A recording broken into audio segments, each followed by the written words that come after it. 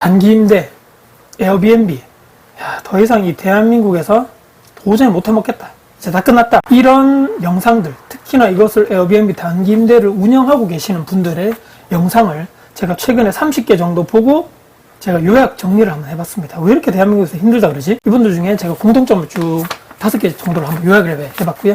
나머지 이 생각들에 대해서 이 망하고 안 되고 에어비앤비 이제 끝났다라는 이 영상들의 이분들의 공통적인 의견을 통해서 마지막으로는 제 결론적인 의견을 한번 말씀드려 보겠습니다.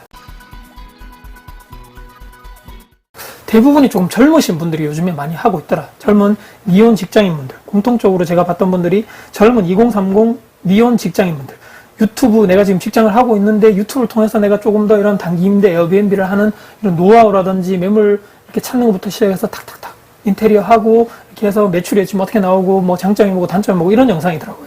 근데 이분들 계속적으로 하다 보니까 더 이상 대한민국 에어비앤비 단기 임대 어렵다, 힘들다 하신 분들의 영상이었는데, 현직을 운영하면서 무조건 다 좋다, 안 된다 이런 것이 아니고 또 현실적인 이렇게 어려움을 또 얘기를 해주시다 보니까 저 또한 원룸 임대 운영 아파트 이렇게 뭐 투자를 하면서 여러 가지 좋은 점 플러스 나쁜 점 현실에 있는 그대로를 제가 계속적으로 말씀드리고 있는 상황이다 보니까 저 또한 다음 넥스트 스텝으로 어느 정도 하려고 하는 입장이다 보니까 어떤 어려운 점이 있는 것이 정말 현실적으로 궁금하기도 하고 그분들도 응원하는 마음에서 제가 봤습니다. 지역별로 조금 다르고 규모별로 좀 다르게 하겠지만 대부분이 한 300만 원 전후의 매출을, 월 매출을 가지고 있고 이분들이 한 순이익으로는 한 200만 원 정도에서 왔다 갔다 하면서 본인들이 매달 이렇게 벌어간다. 또 부업으로 하는 형태다 보니까 야, 저 정도 한 방에 한 달 30일 기준으로 해서 한 3분의 2 정도를 본인 순수익으로 가져가시구나. 그리고 이분들 대부분이 다 직장인이고 도시에 사는 분이다 보니까 농어촌이 아닌, 농어촌 이런 민박업이 아닌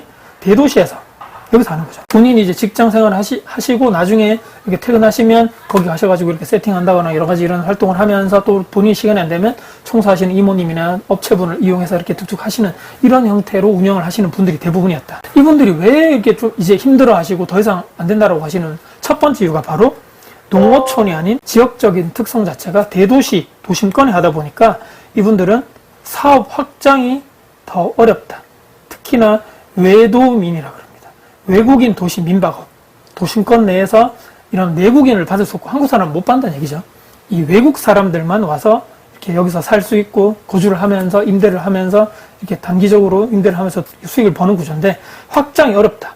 이유는요, 바로 임대를 해서 시작을 하던 그 집을 내가 이렇게 임대를 해서 시작을 하던 또는 내가 매수를 해서 그 집을 내가 명의를 가져와서 거기서부터 사업을 하던 간에 무조건 전입신고라는 것을 해야 됩니다. 외도민, 외국인, 도시 민박업. 전입신고라는 것이 내가 거기를 매수를 하던 임대를 하던 간에 그 해당 지역에 해당 동네에 있는 동사무소 가서 내가 거기 이사를 들어왔습니다라고 신고하는 건데, 내가 이렇게 사람이 내가 유체이탈 돼가지고 뭐 여러 가지 AI처럼 막 사람이 내가 많고 그런 것이 아니기 때문에 내 몸은 하는 거죠. 그래서 한 군데밖에 못 하는 거죠. 그 딱 대한민국에서 한 군데. 명의가 하나밖에 안 되기 때문에 월 매출이 300만 원이다, 400만 원이다 해서 내가 직접 퇴근해서 운영 관리해서 뭐 순수익 200입니다, 300만 원이다 하지만 너무 좋지만 그 더 이상의 사업 확장은 불가능하다. 그렇기 때문에 거기서 스톱이 될 수밖에 없다는 게 첫 번째. 두 번째는 돈이 안 된다 이제. 왜 그러냐. 너무 이런 사람들이 많이 생겼기 때문에 경쟁 매물들도 주변에 많고 우후죽순. 특히나 일반적인 한 명이 한 개를 하는 이런 일반 직장이라면서 부업 형태로 하는 사람들도 있지만 특히 자본력을 가진 투자자라든지 전문 기업들이 이런 데 들어와서 촥촥촥 막 물건을 많이 깔다 보면 가격도 낮춰야 되고 덩달아서 그러니까 나도 내가 지금 하루 이렇게 임대하는 그런 비용을 낮춰야 되는. 그럼 가격도 내려가면 수익률도 떨어지고. 그렇기 때문에, 앞으로 여기가, 야, 이제 레드오션 된 거 아닌가. 이렇게 조금 회의적으로 보시는 분들이 많았기 때문에 이게 두 번째고요. 세 번째는 더 이상 에어비앤비, 도심권 내에서 에어비앤비를 할 수 있는 그런 매물을 찾기가 힘들다. 대부분이 젊은 분들이다 보니까 직접적으로 매수를 해서 이런 사업을 하는 것이 아니고 임대를 하는 거죠. 뭐 월세로 내가 얼마를 내가 이걸 단기로 계약을 하거나 1년, 2년 계약을 해서 그것을 집주인께 동의를 받아서 이걸 내가 다시 이렇게 에어비앤비 형태로 사업자를 내고 하는 건데, 집주인분들이 좀 꺼려한다는 얘기고. 집주인들이 왜냐하면 이걸 사람들이 계속적으로 바뀌다 보니까 어떤 사람들이 와서 이렇게 하고 또 다음 사람들이 와서 했을 때 어떤 분들은 잘 사용하겠지만 어떤 분들은 또 집을 또 험악하게 쓰는 것이 아닌가, 또 혹시라도 주변에 있는 사람들한테 좀 피해를 끼치는 것이 아닌가. 이게 또 봤더니 사업자를 또 내려면 윗집, 아랫집, 옆집이라든지 동의서를 거기 사시는 분들한테 가서 동의서까지 받아와야 되는데 쉽지 않다라는 이런 브이로그도 저도 많이 봤습니다. 매물이 있어도 그렇기 때문에 뭐 경쟁이 되는 거죠. 서로서로. 집주인들도 안다는 얘기입니다. 이제, 지금 주변에서 부동산에서 에어비앤비 하려는 매물을 계속적으로 찾고 있네? 안 그래도 매물이 별로 없는데 집주인들이 알기 때문에 그 매물 월세 가격도 올려. 그냥 계약 조건 더 많이 해가지고 보증금 올리든지 난 월세 올릴 거야. 하는 분들이 많다 보니까 내가 들어간 투자금은 높아지고 두 번째로 얘기했던 이런 임대 비용은 낮아지면 수익률 자체가 내가 원하는 것이 안 나오기 때문에 점점점 꺼려야 한다. 또한 투룸 이상이 가능합니다. 투룸. 원룸은 안 되고 투룸 이상. 저도 얼마 전에 전화를 받아서 원룸에 투룸 매물에 에어비앤비 하시려는 분들이 찾고 있는데 매물 있냐 하길래 제가 원래도 없었고 공실이 좀 약간 좀 꺼려지는 게 있더라고요. 그런 사례가 있었다. 네 번째는 한 번씩 당연히 저도 이런 게 얼마나 많았겠습니까? 한 번씩 터지는 돌발 상황들. 뭐가 고장났습니다. 특히 뭐 변기가 막혔습니다.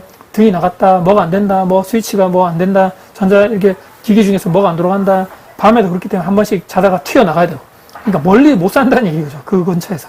고객들 평점이 또 중요하기 때문에 내가 안 가거나 이런 응대를 잘못했다가는 거기 평점, 여기에 평점 툭툭 떨어지면 아무도 안 가는 거죠. 밤에 내가 이렇게 딱 잠을 들려가도 누울 때도 혹시라도 전화하는 게 아닌가 마음 편히 잠을 못 드는 게 많다. 신경쇠약에 걸린 사람들도 꽤 있다라고 하면서 폐업하신 분들도 있다고 제가 들었는데 이런 것들이 약간 또 단점이겠죠. 마지막 핵심인데 다섯 번째는요. 반복 지루한 루틴이 점점 되면서 와 이게 맞나? 자괴감 든다. 무슨 얘기냐? 11시에 보통 이렇게 퇴실을 하시면 내가 그 다음 분들의 입장을 고객들이 들어오기 전에 보통 3시나 4시에 입실을 하는 거죠. 그 사이에 내가 가서 청소를 한다는 거죠. 그 한정된 그 공간 크진 않겠죠. 그 다음날 또 11시에 퇴실하면 내가 또 가서 청소하고 물론 이모님을 쓰시거나 다른 업체분들 쓰시는 분도 계시지만 이것 또한 인건비가 또 지출되다 보니까 내가 시간적인 여유가 되면 가서 하면 되는 거죠. 근데 하다 보니까 이게 뭐 한 달, 두 달을 쓸 때는 너무 좋죠. 계속적으로 수익금도 들어오고 하다 보니까 보람도 있고 이렇게 다 좋은데 한 달, 두 달, 6개월, 1년 정도 개버리면 돈은 벌지만 이게 루틴이 돼버리면서 지루하고 내가 지금 하는 게 뭐지? 내가 지금 뭐 청소부인가? 이거 막 변기 뚫고 있으면 막 자괴감 드는 거죠. 남들은 특히 또 젊은 분들이 여기 또 운영을 하는 사람 많다 보니까 남들은 어디 뭐 여행 가니 뭐 어디 놀러 가니 주말에 특히 이런 업은 바쁘죠. 주말에 보통 예약이 다 되니까. 근데 다들 주말에 어디 놀러 간다 그러고 하는데 나는 못 가고 나만 이게 뭔가 남들 다 놀고 간 그 집에 내가 가가지고 청소하는 게 맞나? 이런 자괴감, 이런 약간 지루한 이것 때문에 현타가 오시는 분들이 너무 많아가지고 빨리 접는 젊은 분들도 많다라고 현실적으로 얘기를 해줬습니다. 저도 이제 원룸 임대업을 10년 넘게 하고 있다 보니까 다 이런 사례들이 이해가 가고 제가 또 겪은 일이고 공감도 되면서 이런 여러 가지 5가지 이유를 제가 쭉 정리를 했고 제가 나름대로 또 결론 지었던 내용을 또 중심적으로 한번 말씀드려 보겠습니다. 결론이 제가 바로 나왔습니다. 쉽게 얘기하면. 대부분의 2030 젊은 분들, 특히 미혼자분들이고, 미혼 직장인분들이라고 그랬죠. 여기서 눈치 빠르신 분들은 아마 눈치를 채셨지 않은가. 제가 아마 요 말 할 거라고 예상하셨던 분들 많을 것 같은데, 자, 결론은 바로, 해답은, 솔루션은 바로 결혼을 하면 된다는 얘기입니다. 결혼. 뭔 이런 뚱딴지 같은 소리냐. 결혼해서 내가 책임질 배우자, 또 특히 아이들, 자녀가 생긴다면 이런 고민 대부분은 사라집니다. 특히 월 순수익이 아까 최소 뭐 200만원, 300만원. 이게 얼마나 큰 돈인지 결혼하신 분들 아시죠 아마? 이런 돈을 부업으로 내가 벌기가 쉽지 않습니다. 아직 젊고 해야 할 것들도 또 만날 사람들도 연애도 해야 되고 여행도 얼마나 하고 싶겠습니까? 젊을 때 좋은 사람 만나가지고 결혼하면 된다는 얘기죠.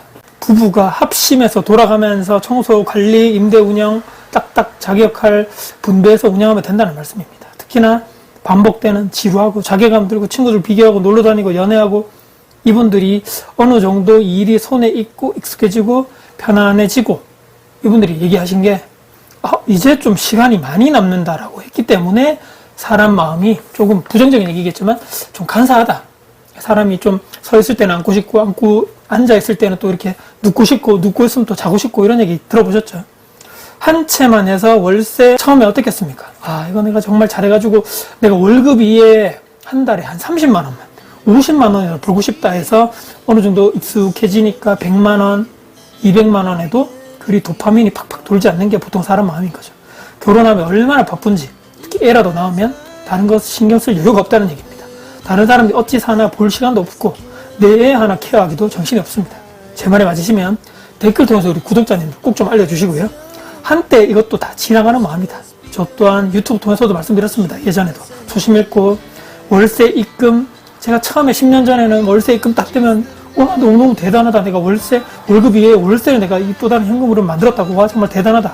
초창기 그렇게 하다가 그게 몇 년 지나고 무덤덤해지는 거죠.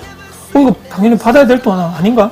내가 당연히 하는데 월세 당연히 그 사람 물려야 되는 거지. 사람이 또 무기력해지고 그러다가 3, 4년 전부터 그 당시에 때급 초고금리 폭탄 때리면서 이자가 2배 넘게 상승하고 엎친 데 덮친 격으로 전세 사기 깡통 전세 막 터지면서 원룸이나 이쪽에 비아파트 쪽에 전세 수요 자체가 말살되고 공실로 텅텅 비어가고 아파트는 아파트대로 팍팍 쓰러져 가고 역전세 나고 빵빵 터지고 그 일을 겪고 난 후에 그러니까 지옥을 즉 맛보고 난 후에 이 일상들이 얼마나 감사한지 월세 받는 게 얼마나 대단한 일인지 기적인지 알게 되더라는 일입니다. 내가 지켜야 할 가족 특히 아이들이 있고 내가 지금 이렇게 내 돈과 내 자산 피땀 눈물로 지킨 내 부동산 이 자산을 헐값에 매도 당하지 말아야 되겠다. 잘 버텨야 되겠다. 지킨 이 건물 아파트 월세 받고 있고 저는 또 이 또 개인 매장에서 제 건물에 또 개인 매장 운영하다 보니까 이 일상들이 얼마나 소중하고 귀하고 값진지 저는 이미 깨달아 버렸다. 부심을 잃지 않기란 여러분들 여간에서는 쉽지 않습니다. 다만 지금 여러분들 중에 자괴감을 느끼고 무기력증에 빠지고 지루하고 이런 감정에 빠지신 분들은 저는 좀 추천드리는 방법이 좀 책을 보시거나 주변에 어려운 분들 사례를 좀 한번 본다거나 모임이라든지 클래스나 강의를 들어보시면 좀 좋을 것 같다. 너무 우리가 또 너무 높은 것만 쳐다보고 그렇게 사는 사람이면 내가 가진 너무나 한없고 보잘것없고 하찮게 보인다. 와, 저 위에 올라가야 되는데 하다가 지금 내가 가진 이것들에 대해서 소중하게 느끼지 못하는 것들도 마찬가지입니다. 가끔 내 주변도 돌아보고 내가 과거에 지난 과거도 한번 쳐다보고 복귀도 한번 해보고 다시 한번 이 귀한 일상에 감사한 마음을 가질 수 있는 여유가 생기신다면 조금은 그 무기력, 자괴감을 좀 빠져나오는 방법이 아닌가. 순수익 200만원, 300만원 월에 그 나이 때 엄청나게 큰 수익이고 지나고 나면 다시 다 깨닫는 그날이 올 것이다. 그 당시 내가 청소하고 인테리어해서 멋지게 해서 이 내 숙소에 방문하신 분들 매번 다른 분들이죠. 그분들 그 가족분들 그분들에게 개인분들에게 좋은 추억과 감동을 가져가게 하시게끔 열심히 나는 청소한다. 좋은 향기를 나게 하겠다. 불편함 없도록 내 스스로 주인의식을 딱 가지고 매일매일 운영하겠다. 저 또한 건물 임대 운영을 이렇게 하자.